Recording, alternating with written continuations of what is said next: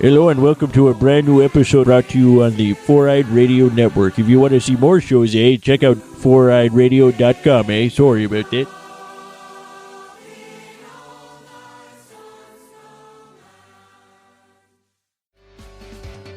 Hey there, Eric here from Socially Awkward Studios, and this Four-Eyed Radio presentation is being proudly brought to you by Raven Designs, illustration and design that fit your personality. For samples and inquiries, visit ravencruise.com.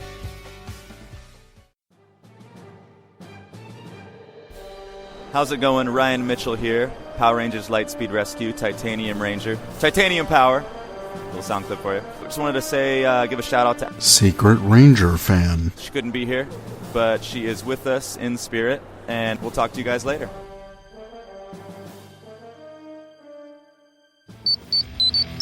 Hey, it's the Ranger Command Power Hour.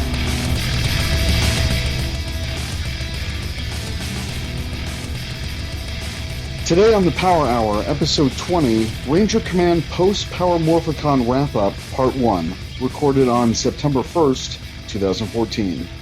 Welcome to the Ranger Command Power Hour on the Four-Eyed Radio Network. It's time to Ranger up with your hosts. I'm Eric, also known as Trekkie B47. I'm AP, also known as Secret Ranger Fan. And I'm Zach, also known as the Cinema Slob.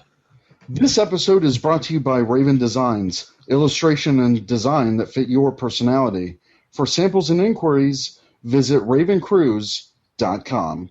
Hello, Ranger Nation. Today we are recovering from Power Morphicon, and today we're going to be having a wrap-up of Power Morphicon, what we experienced, and all of that. So we have a few guests with us today. First, we have Chris, also known as Kickback, TokuNation.com, and the Talkin Toku podcast. He was our roommate for the weekend, so hello, Chris. Hello, Eric.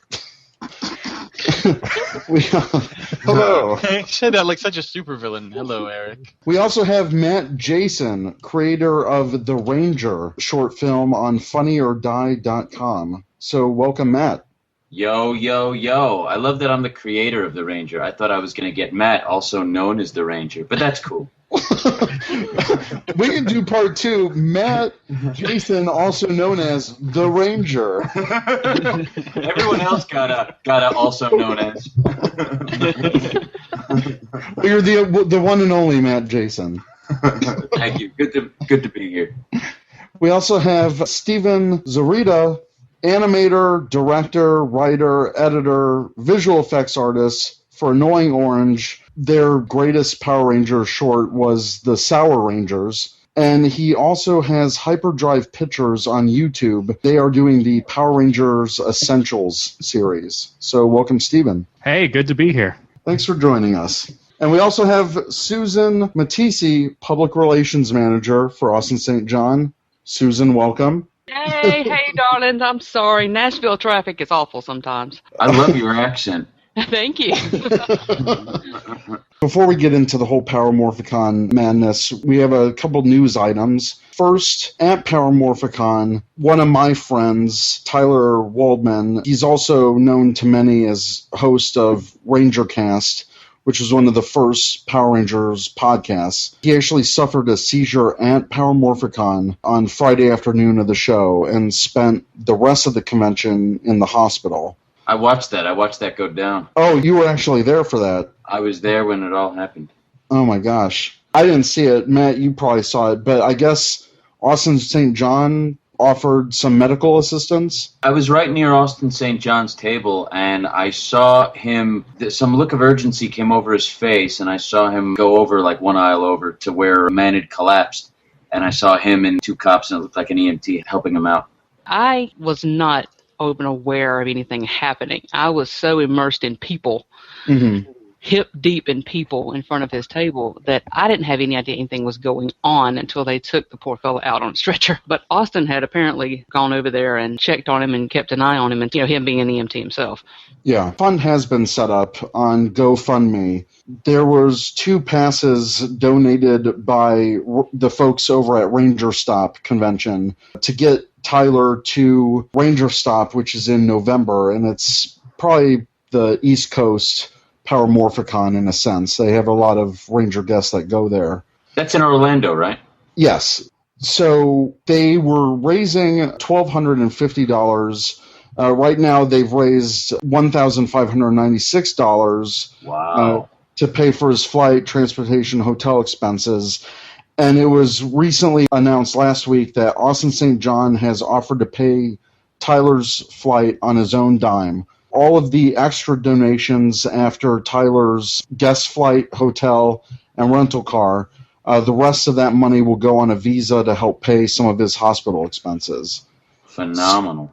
Yeah. He was really concerned about Tyler. You know, he felt like he wanted to do something for him. When he found out about the GoFundMe to get him to Ranger Stop, he was like, find out who's running it and get in touch with them. I want to pay for his flight. He didn't make an announcement about it, and he's probably going to get me for saying anything about it. Even though they've exceeded their goal, any bit helps right now to help Tyler with his hospital expenses. So kudos to Ranger Nation for totally stepping up and doing something good. I mean, I know it's for a stranger, more or less, for a lot of people, especially a lot of people newer into the fandom. But to see a bunch of people get together and be able to do that, I mean, what an awesome thing. That's just really cool. Ranger Nation really came on this one. I donated a bit myself just because I've known Tyler for years, and he's a really great guy, and he loves Power Rangers just as much, if not more, than all of us. Also, I have to give a shout-out to Karen Ashley, who also donated. As most people know, she played the yellow MMPR Ranger, and she also gave to Tyler's funds. Like Chris mentioned before, it's great to see all the fans coming together for Tyler. Everyone here wishes Tyler the best, and donate if you can. Absolutely, and we're really looking forward to seeing him at Ranger Stop in November. I wish I could go to that. I just don't. I'm tapped. Power Morphicon totally tapped me out. Oh, there were lots of wallets screaming after that one. Oh, yes. And then our final bit of news announcement. Power Rangers Super Megaforce is back. New episodes started this past Saturday, August 30th. But the Power of 6 episode was actually released a week before on Power Morphicon weekend online at nick.com. As of this recording, the next episode, The Perfect Storm, has been released a week early on Hulu Plus. And some people are wondering if this is going to be a continuing trend of the episodes releasing early, or if this Perfect Storm episode was just a mistake on the part of Hulu Plus. Personally, I hope they keep making mistakes because... Didn't this happen once either in Super Samurai or in Megaforce? I thought Hulu Plus had an episode go early as well. Yeah, that happened last season with Megaforce. Okay, so it happens like once a year, so there you go. I watched it today, and it was a pretty good episode. Had a lot of original footage, which is something that we've seen less of in the past years. It was an original story, and it was really good. There's the budget. Yeah, all of the Tensu shots, all of the CGI. Well, which episode are we talking about? Power of 6 or Perfect Storm? I'm talking about Perfect Storm, but Power of 6 was really good too. Power of 6 I like. Perfect Storm, I liked half of it. I liked half of the episode. It depends on which half. Yeah. Right. I enjoyed the second half of it. Oh, okay.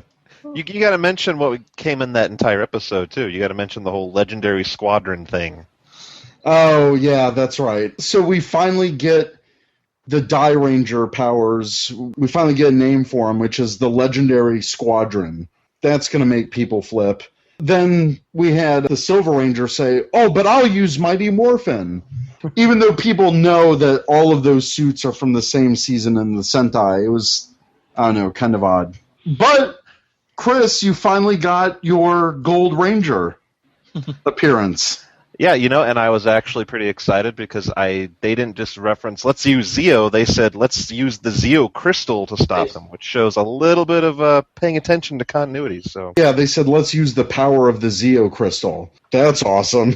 So, yes, I was very happy. Thank you. Hopefully we see more of the Gold Ranger. Mm-hmm. All right, so let's actually get into our Power Morphicon wrap-up.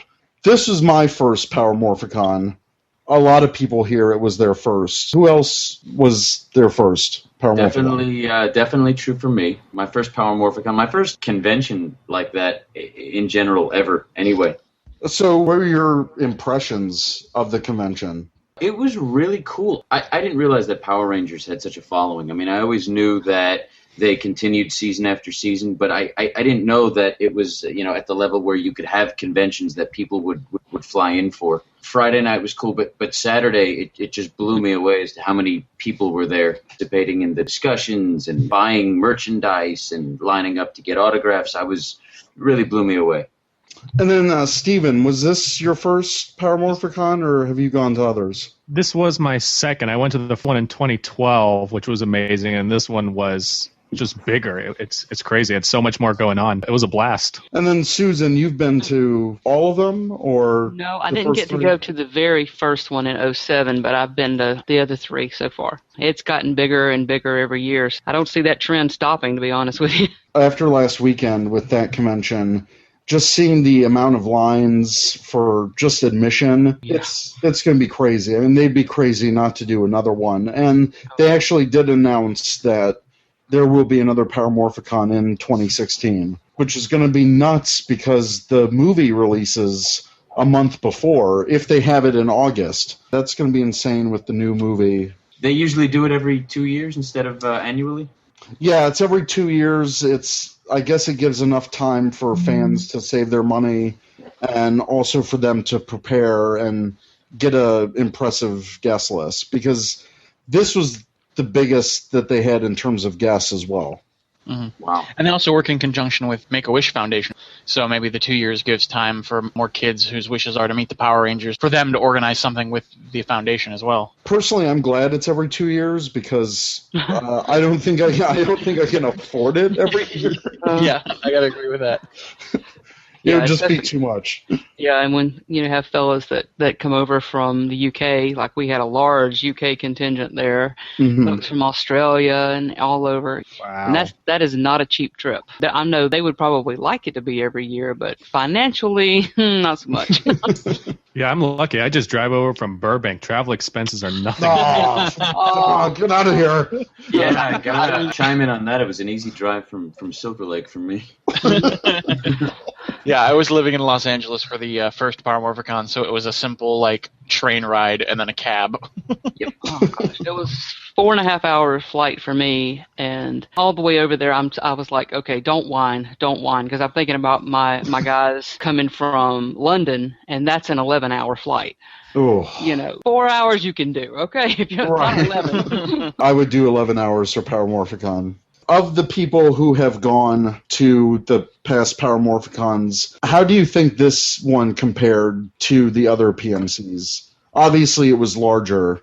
Would you say, in terms of organization, guests, that kind of thing? What are your thoughts? The guest list was definitely a lot bigger. From my point of view, the organization I thought could have been better. Just getting the badge to get in was kind of, where do I go? Do I go here? Oh, no, wait, no, this person says I go there. Well, I'm just going to wait here for 10 minutes. Okay, and now I've got my badge, even though I've been at the front of the line for 10 minutes. So I thought it could have been a little better organized, but once I got in, it was a blast. We were in a different room this year. The bigger room it seemed a little cooler than last year. AC was on, which I appreciated, and a bit more space. I was glad to see that too, the more space, because we were wondering. They had initially decided to go for a free-for-all approach as far as tables go. Before, they had tried assigning tables, and people were just moving where they wanted to go, because you have Polly and Narby pulling everything together, and then you had all the Time Force people that wanted to be together, so they were moving stuff around and all that. So we're like, okay, now wait a minute here. We got to have a place for Austin's line, huge line, so we're like, okay. Zach, Austin's agent, who is also Walter, David, and Karen's agent, was like, no, we're going to have an assigned area for them, because we knew their line, them being the MMPRs, the lines were going to be bigger down that end. So they organized it well, and we had a nice area over there where we could have a nice long line. So it worked out well. Yeah, I have to say, for Austin's line, I thought that was handled really well in terms of the line management. Yeah, well, my girl Sarge, Melanie, she can run a line. She's no problem. And you listen when she barks. You listen when she barks. It went well. the organization of the entire con. And, in some ways, like you were saying with and I didn't have to go through all that with getting the passes and all that. And I know some people stood out there for a long time. Everything else I thought went fairly well with the panels and the photo op and all that sort of thing. Of course, I had almost had tunnel vision all weekend, so I was I was down in that one corner, and that's all I saw. But the parts that I actually participated in, I thought went well. And I don't know if anyone else experienced this, and I don't know about past PMCs, but there was just so much to do, and there just wasn't enough time to see it all. There was people I missed that I wanted to see. It was just constantly running around, and there was always something going on. And I think I only made it to 2 panels the entire convention, despite being platinum. It was crazy. I think of it as it's like the Disney World of cons. It's like you have to go in there with a plan, knowing that you're not going to be able to do everything. Just picking out the things that you definitely have to do and get those done. And then everything else is gravy, right? Personally, I made it to the 2 panels that I wanted to. The Austin St. John Yuta panel, which was fantastic. That was hilarious. Yes, it was. And Super Megaforce panel with the Dino Charge announcement. Those were my 2 favorite panels. I went to both of those as well. The Forever Red panel rocked. If you didn't get to go to it, be sure you watch the video. And that's what I think's great about Power Morphicon is there are so many people taking videos and different perspectives. You can pretty much see the entire panel schedule online on YouTube. Yeah. So for me, I just need to find some time to catch up and watch all of those. I know, me too. I want to see the stunt panel because I didn't get to go to it. And I know Dan Southworth was in it and TJ Rotolo and all those fabulously talented folks. And I would love to hear what they had to say about it. So now we're going to move into some perspectives from each of our guests. We're going to start out with you, Susan. First, how was Austin St. John's appearance here compared to other conventions that he's been on his tour so far this year? Oh, well, he's been getting a really good turnout at all of his appearances. But this, of course, was, oh my God, was like the king has returned, And the lines were insane, but we knew they were going to be. He's the original Red and hasn't done Morphicon since 2007. We were prepared for that. Well as you can be prepared for that. Yeah. We tried our best. Austin stayed after everything else had shut down each night. He was the last one to leave every single night because he would not leave until everybody got their autograph or their picture or whatever they wanted. We were there Sunday. They were breaking down stuff and sweeping up, and we were still there. He was insistent about that. And there were some issues with, unfortunately, because his lines were so long, he couldn't get through the entire line before he'd have to go for a photo op or he'd have to go for a panel. And there was some complaint that was disappointing because he never took time to eat. He didn't even take time to go to the bathroom. You know, yeah, I mean, he was just trying his best to make sure everybody was happy and, people were going to gripe. But I think on the whole, everybody was very happy because he likes it. He takes as much time as he can with each person. He doesn't just sign it and push you on. He's not going to do that. He's not that way at all. He wants to hear what you have to say to him. And I've seen him sit and have long conversations with people. It was good, and he really, really enjoyed meeting Yuta Mochizuki, Geki. Yeah, and I was telling people, I was like, when they brought him over to meet Austin. I was in line for that. I filmed that. Yeah, he already had a big line going, and they brought him over, and I'm like, oh, crap. I swear, I've never watched a moment of Sentai. I'm sorry, but I just never have. But I understand the historic significance of what was happening there, and I got goosebumps. I did, just watching those two come together. And then, of course, they became fast friends over the weekend because they did panels together, they did photo shoots together. We all kind of went out on the town on all the nights run together, but I think that was Sunday. Maybe it was Saturday. I don't even know anymore. Yeah, it was really cool, and he's very nice. He doesn't have a whole lot of English, but he tries, and he had his translator, so it worked out real well. Yeah, when I saw Yuta at the panel for the Austin St. John Yuta panel, the English that he did have was hilarious. He had hilarious timing. Oh, yeah. And it was just really funny.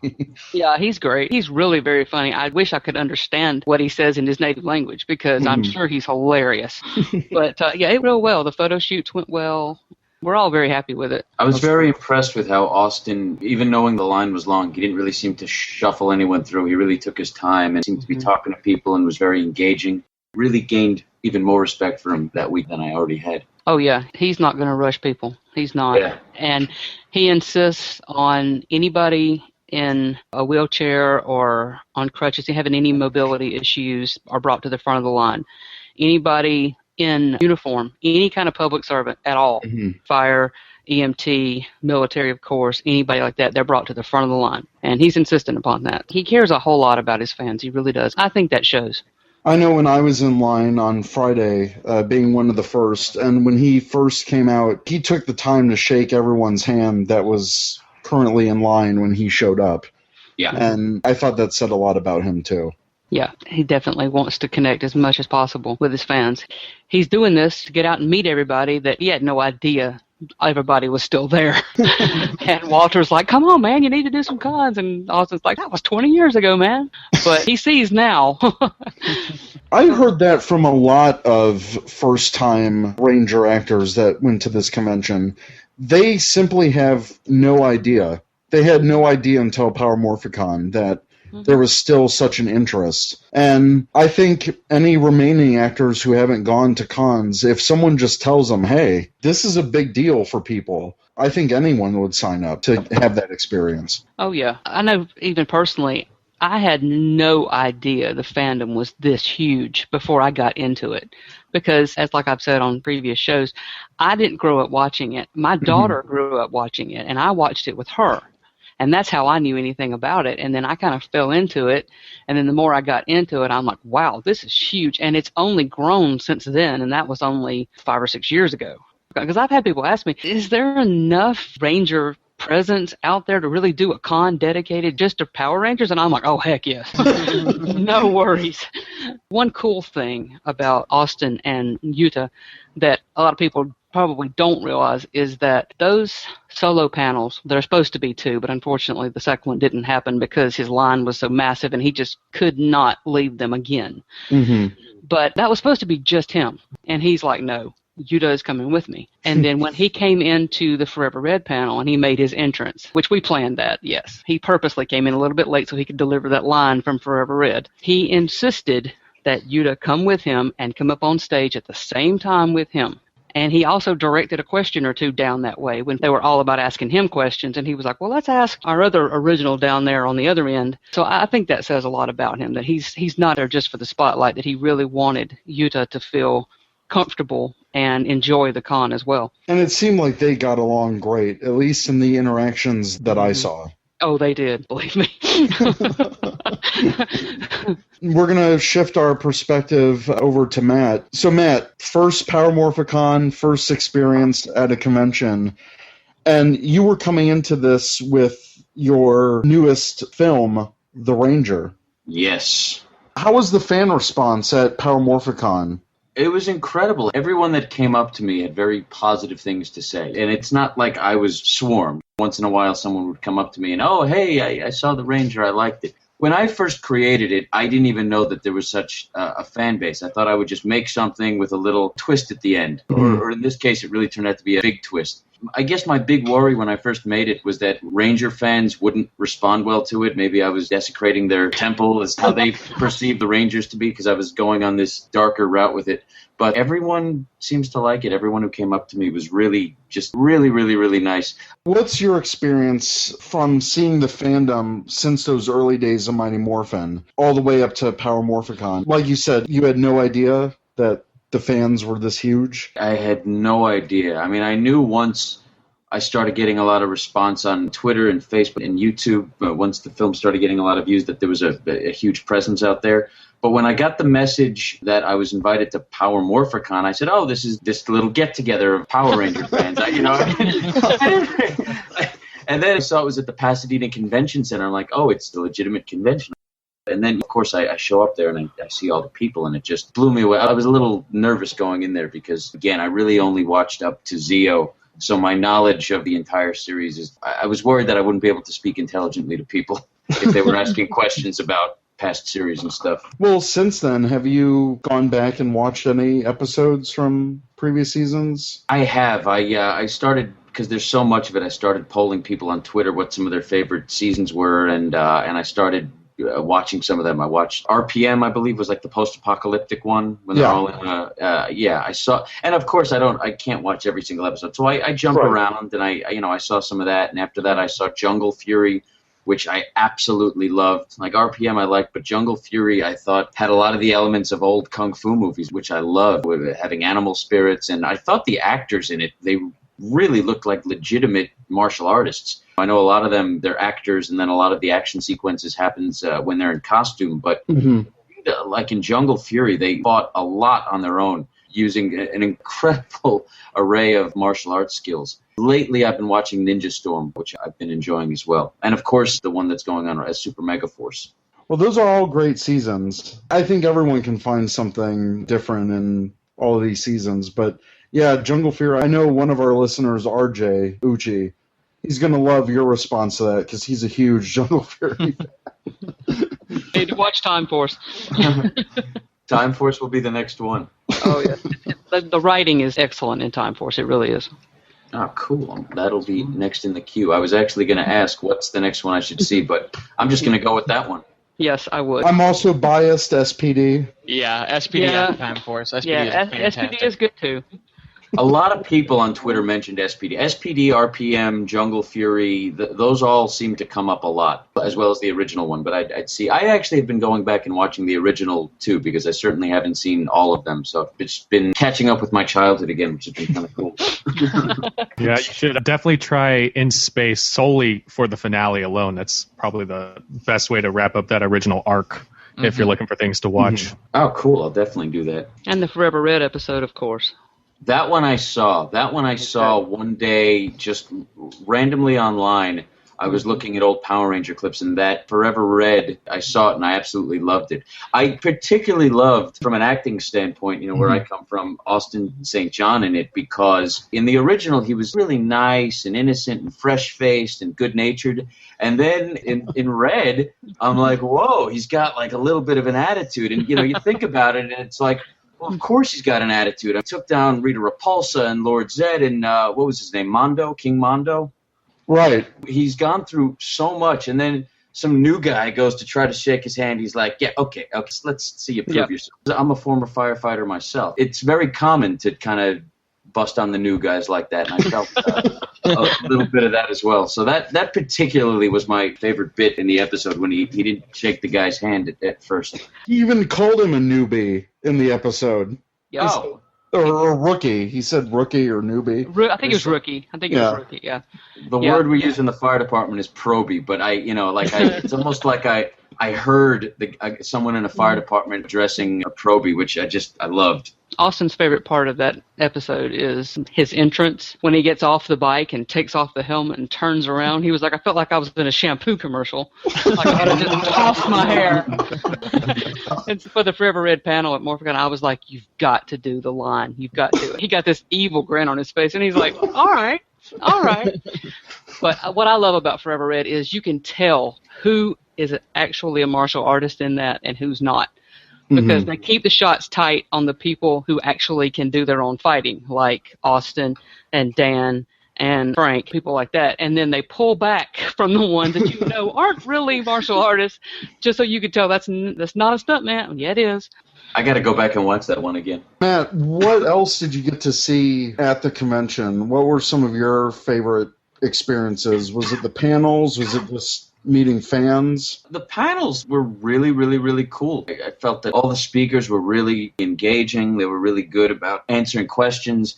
And a lot of that stuff was very interesting. I particularly liked the producers panel as well, because you really got to find out a lot of stuff that goes on behind the scenes. As an actor, it was very interesting to me when questions were asked like, whoa, who did you find was the most dramatic actor to work with? Who caused the most problems? And those are little things that they're just interesting to hear, because you hear some of their answers like, ooh, I never would have thought that about that person. There was the original Mighty Morphin panel with Walter and David and Austin that I thought was great. I gotta say, I probably enjoyed the panels a little bit more than the convention floor itself, just because I'm not really a toy collector, and I didn't even know who most of the Rangers were. Coming from where I am, I found the panels a little bit more interesting. Meeting Michelangelo was very cool, though, I gotta say.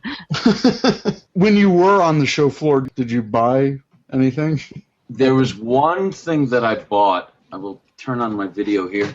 You could take a look. I bought this. Oh, whoa. E-Man. Yeah, I saw this, and, as much as Power Rangers brings me back to my childhood, I was 13 then, He-Man brings me back to, the happiest point of my life when I was, 5, 6 years old, and I had a little toy sword that I'd stick in my back, and I'd go everywhere with that. My mom would take me out for a burger somewhere, and I'd always be wearing that sword. As soon as I saw this picture, I said, I have to have this. At $15, it was a bargain.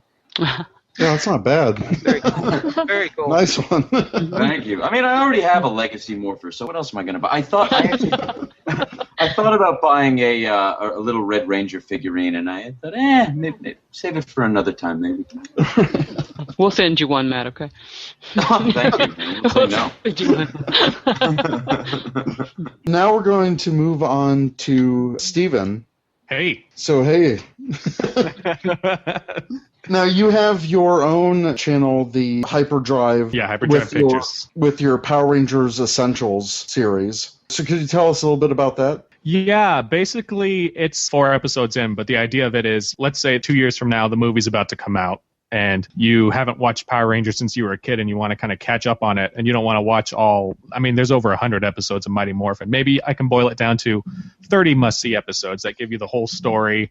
And I'm going to do that chronologically through all the seasons. So you can say, oh, these are the 10 best episodes of Zeo, or, the 15 best of this season and that season, and kind of give you a Cliff Notes version of the entire show. Very nice. And you're also doing interviews. Yeah, I was doing a lot of interviews at Power Morphicon. I did the final count after I logged all the footage, and I did around 18, which is way more than I used to do, because I used to do interviews a couple years ago, and I've been kind of itching to get back into it, and I figured Power Morphicon's the best place to start up, though. I was a little surprised at the end of the weekend. I was like, wow, how did I get that many done?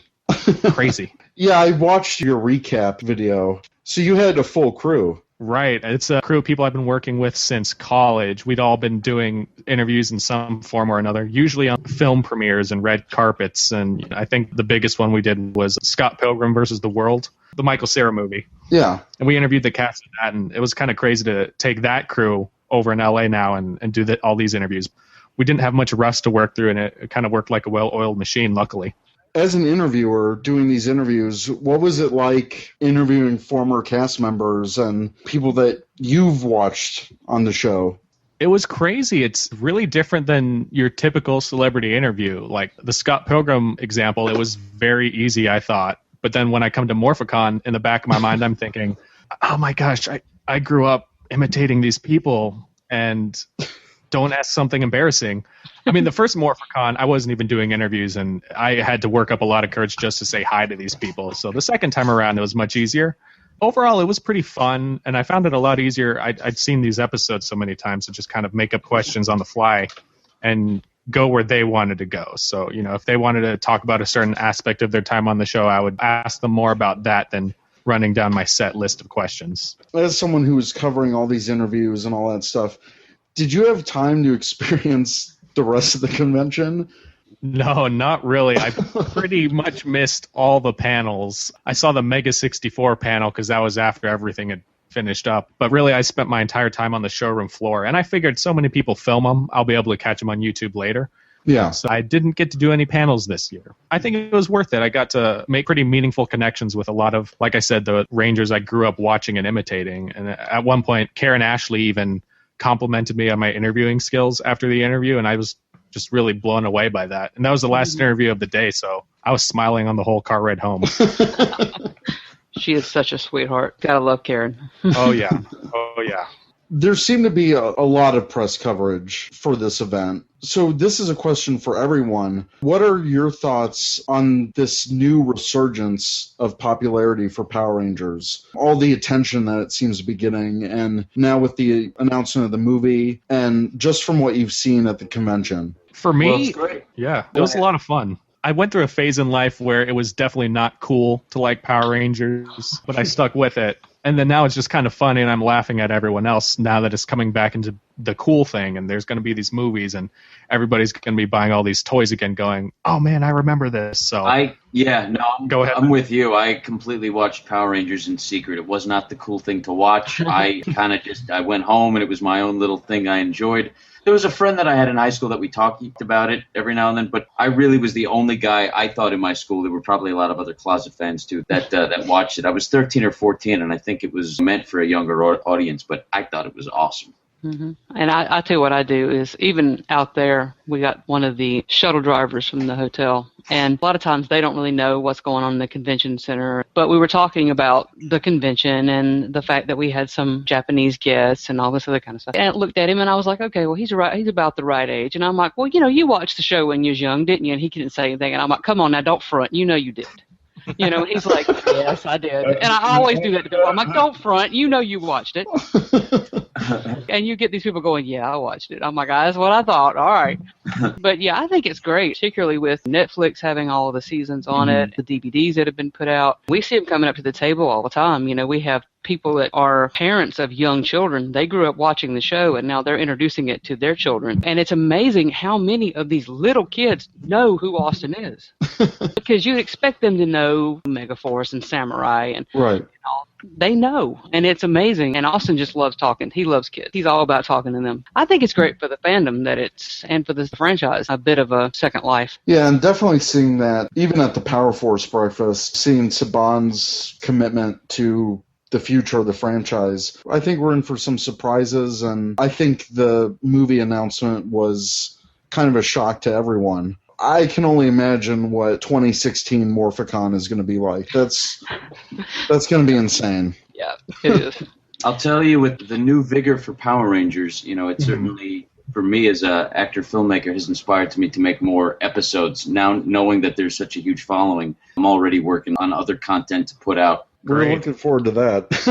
Yeah, absolutely. Even in the dojo, there's a bunch of kids that now are coming in that want to learn martial arts because of Power Rangers. And that's the way it was back in the day. Yeah, that was me. That was me as a kid. That's how I got started. Exactly. And it's happening all over. Well, not that it ever really stopped, but, right. It's really, really kicking back into high gear again. Karate was in its heyday when Power Rangers was first. The 80s and early 90s, that is when karate studios, karate schools were really... My old sensei used to say that restaurant was the biggest type of store that you'd see everywhere, but martial arts schools, karate schools, were second biggest. Oh, yeah. And then with the whole thing with, the Teenage Mutant Ninja Turtles at the time, in the late 80s, early 90s, and then Power Rangers. Yeah, Bruce Lee started it in the 70s, and Turtles, Power Rangers, guys like that really continued the trend. Anything else you guys want to sound out about Power Morphicon? I gotta say, I interviewed a lot of actors, but one cool thing about the resurgence in fandom is I actually interviewed a lot of fans, including you, Matt. There's so many familiar faces you see at these conventions, like Matt with the Ranger and Black Nerd Comedy and other people. I was like, I gotta interview these people and get a little peek into their fan experience, because I just love hearing all these different stories. And that's probably one of the most fun things about the con, is connecting with other people's stories with this franchise. Right. I have to agree with that. That was probably one of my biggest highlights, is meeting all these people that I've been interacting with online. And it's weird to get recognized at these things when you're not an actor. And then you're like, hey, I've seen your videos, I've listened to your podcast. And it's like, what? I don't even know how to respond to that. I know how you feel. I started getting recognized a couple of years ago, working with the different guys and stuff. And I have people all the time, go, hey, Susan, how you doing? And I'm like, hi, how are you? Who are you? I'm genuinely happy to see them, but I don't know them. Some of them I recognize. It depends on their profile picture. If it looks like them, okay, I know. Yeah, I've seen your face. But it's weird to people to come up, and I have people coming up hugging me and stuff, and I'm like, hi, how are you? What's your name? Morphicon is not your average con. I think of it more as a big dysfunctional family reunion, because there's people that I only see at Morphicon. Every other year I see these, and that's the only time I ever see them. It was wild, and every time I turned around I was getting hugged by somebody. TJ Rotolo come up, Aaron, and Michael Capone and Font and Dan and all these people that I haven't seen in 2 years come up. Every time I turn around, there's somebody else behind me. Probably the two coolest moments for me. One, meeting Austin was awesome because after I made my movie, and I didn't know if he saw it, if he didn't see it, I was so worried that he would be offended and maybe he didn't like my portrayal or, whatever it was. As an actor, you get all insecure about all kinds of things. But he couldn't have been any warmer, any nicer. When someone came over and said, "Oh, Matt Jayson's here, he wants to say hello," he looked right at me. He goes, "Matt Jayson, I got your ALS Ice Bucket Challenge. I'm getting to it." And, I mean, like I said before, even more respect for the guy now. I was really happy I met him. The other cool moment was a guy in a mask came over to me and said how much he liked the Ranger. And I was talking to him for a while, and finally I was like, "Dude, you could take your mask off, And he took his mask off, and I recognized him because I was at the Dino Ranger panel. It was Yoshi, the new Blue Ranger. Oh, wow. Who was hiding because I guess he wasn't really supposed to be there for the panel. But him and I ended up speaking a while. He's got a really cool story if you ever got him on the show. He was a super fan. Always wanted to be on the show, got a job doing stunts because he's got like a parkour martial arts background. And then after that, made the right connections. They hired him on as a ranger. I found it very inspiring. It's amazing. He's actually a member of a big Power Rangers group on Facebook Rangers. And he's totally one of the fans. He is a complete nerd when it comes to Power Rangers. It's amazing. It's like, wow, one of us. We sat in a hotel room. We were reenacting the scene. One of us. That's one of us is Kevin and Jeff from Dino Thunder. Mm-hmm. One of my helpers, one of my minions. His name's Quentin. We call him Junior. Everybody thinks he's Austin's son because he's a big boy. Kind of looks like Austin. He was walking around. He was helping us and everything. And he went over and talked to them and things had quieted down a little bit, so he had been talking to Jeff and Kevin, and he was like, "Well, you want to go meet Austin?" And they're like, "Yeah." And he said they literally pushed each other out of the way and almost vaulted the table to get over there to have a chance to actually talk to Austin. And I thought that was so funny. And Matt, before I forget, Austin truly enjoyed your movie. He was not just being kind. Because he was talking to me about it after he first saw it. I sent him the link along with a few other people, and he was like, "That was really good." He was like, "This guy is a good actor." Did he really? You can't. Absolutely. I'm not just blowing smoke. I'm serious. That's exactly what he said. I got tears coming out of my eyes. No, he really enjoyed it. And I must say, being from the Red contingent, it was refreshing to see something of the Red Ranger for a change. Well, he was always my favorite. I mean, don't get me wrong, white, green, that was very cool. But I don't know. When I was younger, when I was a martial artist myself, always wanted to be the Red Ranger. That would have been like Yoshi. That's why I thought it was so cool talking to Yoshi. When I was that age, that was my... Man, I wish I could be a Power Ranger. That would be an awesome job. Absolutely. Well, there you go. You are one now. Yeah, I mean, that's where the future of the business is going. If you're not getting work, write your own stuff. Made myself a ranger. There you go. There you go. Oh, I can't believe he liked it. That's so cool. Oh, he did. He definitely did. Actually, I have to ask AP. What? I've been here this whole time. So quiet. I didn't know. I know you didn't get to go to the convention, but what was it like kind of living through everyone else? And I know I helped get you some autographs and stuff. What was the outsider perspective kind of looking into Power Morphicon? Well, it gave me something to be excited about during work. During breaks at work, I would just check my Twitter feed and see what was going on.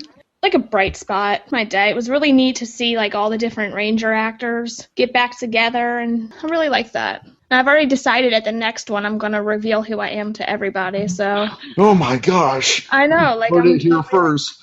I thought you were just going to buy a helmet and walk around just in normal clothes, but just with the helmet on. I will do that, and then eventually I'll take the helmet off, but... Yeah, I got you some autographs, and I was saying, oh, she couldn't be here, but she's a really big fan. All of the actors, everyone was really great. Everyone was really helpful and very easy to talk to. For some of them, they're just as surprised as we are that they're there. I was talking to Allison Kipperman from Wild Force, And this was her first time at any convention, and she was just blown away by the fan response. It was really nice to talk to her and just to talk with a lot of these people. They're just in it for the fans. Getting to talk to Sean Johnson, and he was a great person too. And just the fact that he got to see these fans and see this fan response, I think all of them are blown away by it. Sean's Lightspeed, right? Yeah, yeah, Red Lightspeed. I spoke to him for a while too. He's very, very, very nice dude. He is. The first time I'd met him as well, and he's very nice, very sweet guy. I really hope he does a lot more cons. Oh, definitely. Like Lexington. Yes, Lexington. We actually introduced him to the owners of the Lexington Con, Jared and Jamie. So, fingers crossed. Yeah, I'm definitely going to Lexington. That's my next convention. But I already booked the hotel. You can't miss that one. That's a no miss. Well, speaking of future conventions, especially Matt, Steven, are you guys planning on going to any conventions in the future besides Power Morphicon? The guys that run, what was that one in Orlando? Ranger Stop? Ranger Stop. So the guys that ran that, when I walked by their panel, one of them recognized me. We started talking a while, and he gave me his business card and said he would love to screen the Ranger and I should come. Problem is, too many trips. I'm not big enough that they're going to fly me out there, obviously. It's just too many trips for me. I'm flying to New York to shoot a movie in November, and then in December, supposed to be going to Miami for a little bit. So it's just a little too much for me. But if money was no object, I'd be there in a second. Let's see. I'm going to Kamikaze here in LA in October. I might be going to Alamo City Comic Con back in San Antonio sometime in September, and I think a couple of the Rangers are going to be there too. Which Always one? busy with the convention. Alamo City? Yeah, in San Antonio. I think Austin's going to be there, right? September? Yes. Yeah. Well, all four of the Mighty Morphins are going to be there. Awesome. Oh, yeah. Rangers everywhere. Love it. That's on my list as well. Yeah, Lexington's my next one. I missed this past year, but I can't miss another one, especially if Austin's going to be there. It'll be good to see him again. Yep, that's the plan. He's got several coming up, but that's definitely on the radar. Well, next we're going to move on to our Ranger Nation Answers segment. So, AP, how about you take this one away? So our question this time was, what was your favorite Power Morphicon 2014 memory? And Jonathan Howe on Facebook said, I didn't go to Power Morphicon, but the best thing I saw was that someone posted the dual morph from Yuta Mochizuki and Austin St. John. The way both of the morphs got screwed up is just icing on the cake. That was probably my favorite funny moment at the convention, because I got to see that live. I love that. I videotaped it. Yeah, the coin flew out. Oh, man. The coins went flying. It was amazing. And then the fact that Yuta, one of the questions was about the morpher, and if he used the legacy morpher in the movie, the Sentai movie. And he's like, oh, yes, very heavy.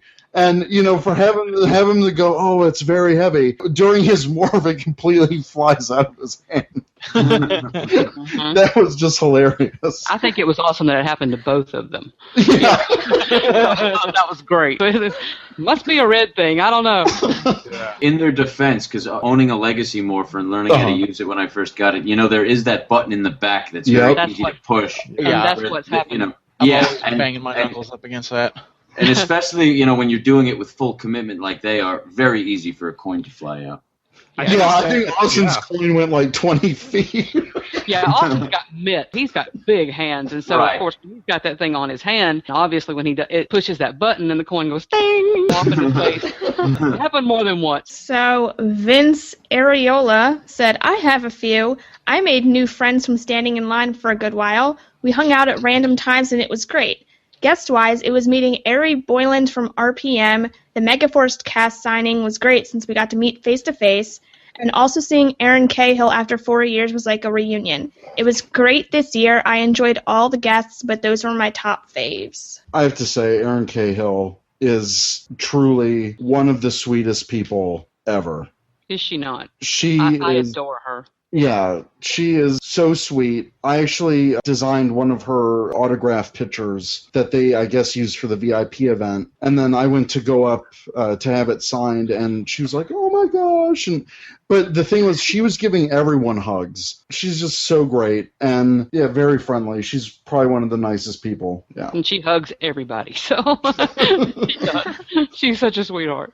So Kate Smothers said, hanging out with Richard Brinkesano the last day. He is adorable and so sweet. Yeah, I played the Mystic Force Green Ranger. We got to hang out a little bit with him at the VIP party on Friday. But then I just stopped by at his table on Sunday. And he's just such a cool guy. He's like totally chill and really willing to meet all of his fans, and just a great guy. Our Twitter fans, Morphin K said, the amazing fan coverage. A good number of people helped those of us who couldn't make it feel like we were there. Yeah, big shout out to Show Factory, no pun intended. but they had that live stream going, and I watched that because they have it archived on YouTube, and they had some really good interviews as well. I recommend anyone check that out. Adam Stabelli said, although I wasn't at PMC, seeing the reveal of the Dino Charge cast was the highlight. Scott Sandler said, my favorite memory was seeing the pics come in on Twitter from fans and guests, the Ranger Command After Dark and Dino Charge reveal. The Dino Charge thing was huge. The whole room went nuts when they showed up. Yeah, it was crazy. I thought the trailer particularly was amazing. Really got me excited, and I'm not even a super fan, but it got me excited about the upcoming season. Yeah, it was very well put together. It was pretty jam-packed. Susan, while you're here, any update on Austin being a part of it? Oh, yeah. Well, like he said, there's some talk going on from both sides, and no, there's no contract on the table or anything like that just yet. But they are talking, and it will just depend on a lot of things. He's got several things in the works, the timing and things like that. So we'll see. There's been a large fan response wanting him for either do something in the movie or something in Dino Charge. And I know he'd love to. It's just a matter of things work out that way. Of course. Leonardo Talavera said, meeting Trekkie B47, Wrangle, the True Goldar, and Rowan, also seeing that Legacy Saba, oof, so beautiful and sexy. Leo, we had such a great time hanging out with him. He's a young fan. I think he's only like 17 or 18, and just hanging out with him and seeing his experience was pretty great. He actually showed up at the last bit of the convention when they opened it up free to everyone at 3 p.m. on Sunday. Kerrigan, who is the True Goldar, it was Kerrigan's sister who was kind of talked him into skipping work so he could attend the last bit of Power Morphicon. So he had a great time, and it was fun just hanging out with him. Nightmare said, didn't go to PMC, but the reveal of the Dino Charge cast, love the cast already, and seeing Pineapple the Clown suit actor, as well as seeing Yuta and Austin together. I'm not a Sentai fan, but it was cool to see the two of them interact. I gotta chime in and say, it was just really cool seeing Pineapple the Clown and Austin St. John interact. Oh, it was so strange. We went out to lunch with him. Oh, and out of makeup and everything, and he's just a normal, regular guy. And then we get over to the con, and he comes in full makeup and costume and everything. And I'm like, that's the same guy? But he's very good at it. It really embodies that character. And he and Austin had fun playing off of each other. And, of course, Goldar, the cosplayer Goldar, along with Kerrigan in the background providing the voice. That was fun. Yeah, I saw that video where the Goldar had, like, the sword up to his neck, and they were all goofing around. That was pretty funny. That was fun. Man, Pineapple the Clown, he looks the same as he did 20 years ago. Yeah. It's the exact same costume from the episode, actually. Mm-hmm. What? I interviewed him. Actually, he was probably my most energetic interview.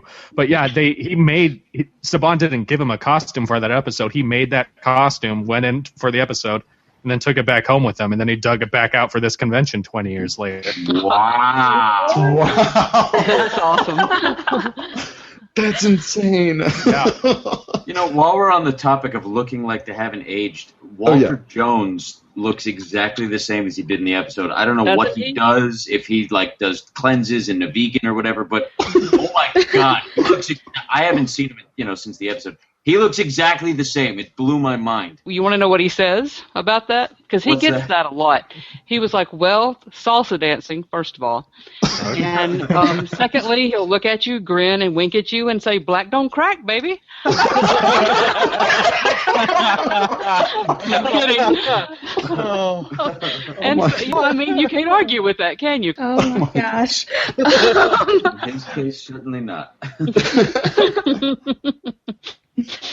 Francisco Perez said, for me, it was the Time Force Wild Force panel. I didn't get to go to that, but I didn't go to that either, yeah. I'll have to check it out. The Monkey Grid said, my favorite moment was the reveal of the Dino Charge main cast, a lovely group of people with a talented background. Power Rangers 20 said, definitely the vendors. There was a lot of stuff to buy. My wallet is still recovering.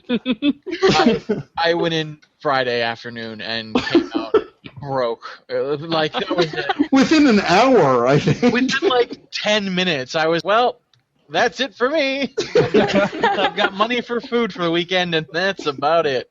Let me ask some of you guys. Oh, sure. So obviously, I understand the appeal of getting this stuff at the con. Mm-hmm. I guess my question was, because I was seeing Legacy Morphers there for $250, and it's way more than what I paid for mine. So my question to some of you guys who collect some of this stuff is, do you buy this stuff at the convention because it's more appealing to get it at a convention than pursuing it online and seeing if you can get better deals? No, actually, as a toy collector myself, I'm actually looking for the good deals. I'm not just there to like, oh, the first thing I see, holy crap, I'm going to buy it. No, I found some pretty good deals for some of the things that I was looking for specifically.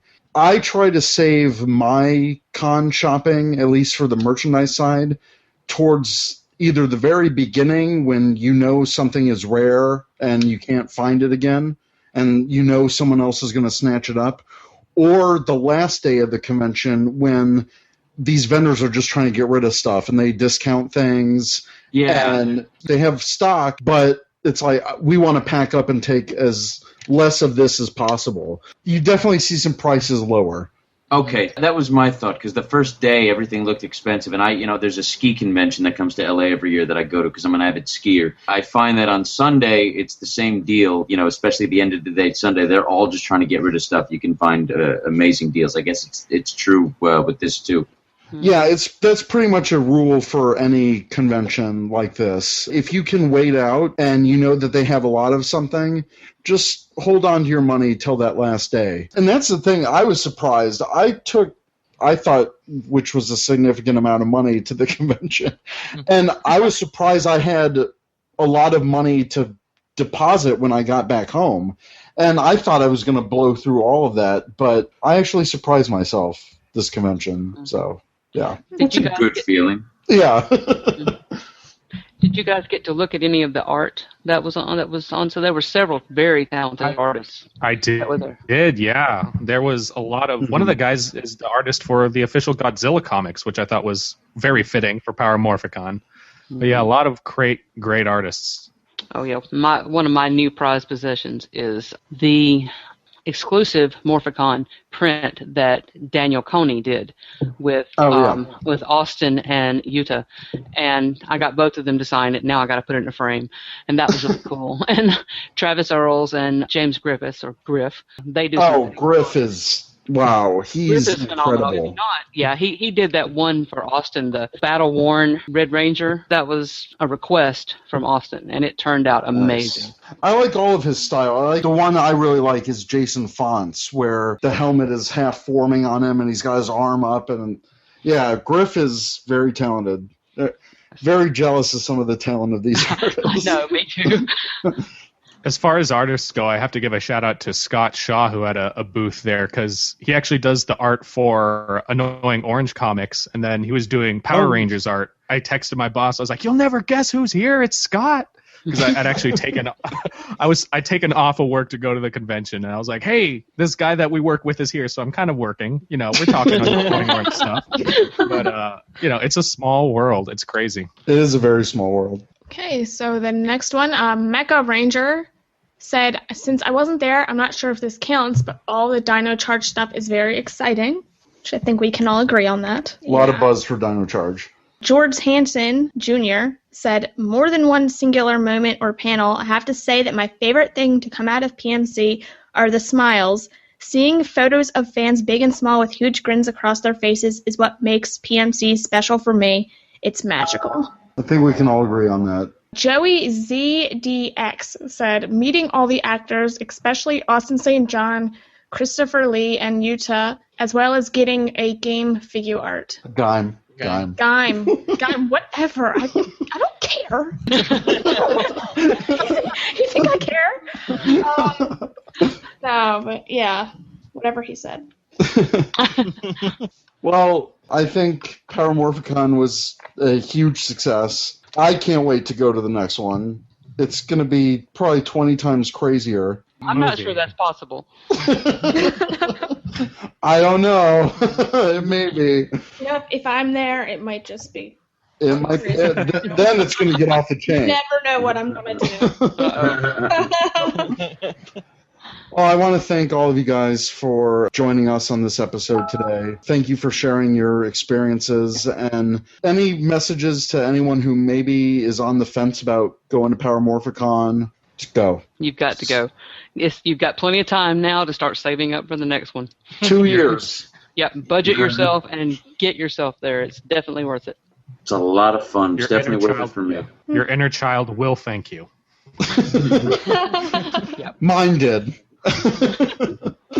Going down the list, Matt, where can people find you online? Well, my Twitter is MattJayson, MattJay_son. My website, this is MattJayson.com. And yeah, you can Facebook The Ranger. Nice. Steven, where can people find you? You can find me on Twitter at Steven Zurita. You can check out Power Rangers Essentials on HyperDrive Pictures on YouTube. And you can catch me playing the Red Sour Ranger on the Annoying Orange channel on YouTube. And then, Susan, where can people find you? Well, me personally, my Twitter is Susie_Q_Matisse. Instagram is SusieQ Matisse. So I'm definitely on there. But, of course, Austin is my priority. So definitely check him out on Twitter at ASJAustin. No other Twitter account belongs to him, by the way. It's only at ASJAustin is the only real one for Austin St. John. And of course, on Instagram, Facebook. Facebook is just Austin St. John run together. I mean, we just topped 100,000, by the way, today. Yes. Wow. And so congrats. Everything's chugging right along with that. So definitely check out Austin. Well, thank you guys very much for being a part of our episode tonight. And we'll talk to you later.